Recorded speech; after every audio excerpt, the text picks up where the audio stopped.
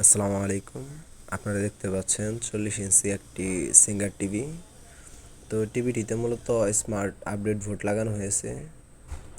তো বোর্ড লাগানোর পরে আমাদের সাধারণত যেই প্রবলেমগুলো হয়ে থাকে, মিরর প্রবলেম, ম্যাপিং প্রবলেম, তো এটা তো একই সমস্যা। দেখেন যে ম্যাপিং প্রবলেম আসছে, বোর্ড লাগানোর পরে টিভিটাতে ম্যাপিং প্রবলেম আসছে। তো শুধু বোর্ড লাগানোর পরে না, অনেক সময় ডিসপ্লে লাগানোর পরেও এরকম সমস্যা আসে, বা বাসায় রিমোট চাপার কারণে অনেক সময় এরকম সমস্যা আসতে পারে। তো যদি এরকম সমস্যা আসে, এটা আমরা কেমনে সমাধান করতে পারি? প্রথমে আমাদের এটিভি সিলেক্ট করে এটিভিতে চলে যেতে হবে। এটিভিতে চলে আসলাম। এটিভিতে চলে আসার পর আমরা চাপবো মেনু।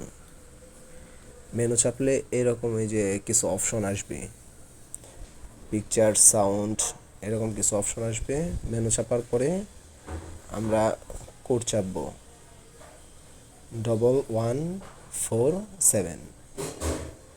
কোড চাপার পরে এই যে অনেকগুলো অপশন আসছে, তো এইখানে 7 নাম্বার অপশন প্যানেল, এটাতে ঢুকবো। এটাতে ঢুকলে এই যে 2 নাম্বার একটা অপশন আছে, 2 নাম্বার একটা অপশন আছে, এই অপশনটা আমরা শুধু চেঞ্জ করে দেবো জাস্ট। এটা 10 বিট থাকে, 8 বিট থাকে, 6 বিট থাকে। তো এটা আমি 10 বিট করে দিছি। দেখেন ম্যাপিংটা ঠিক হয়ে গেছে। তো আমাদের যদি এইরকম সমস্যা হয়, কোনো টেকনিশিয়ানের কাছে আসতে হবে না। এই ভিডিওটা দেখলে ইনশাল্লাহ আমরা নিজেদের টিভি বাসায় ঠিক করে নিতে পারবো। তো আমরা এখন ইউটিউবে গিয়ে দেখি আসলে কতটুকু ঠিক হলো।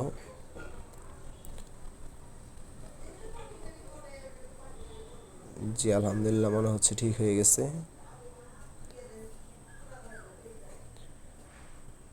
হ্যাঁ, এই যে আপনারা দেখতে পাচ্ছেন আমাদের সমস্যাটা পুরোপুরি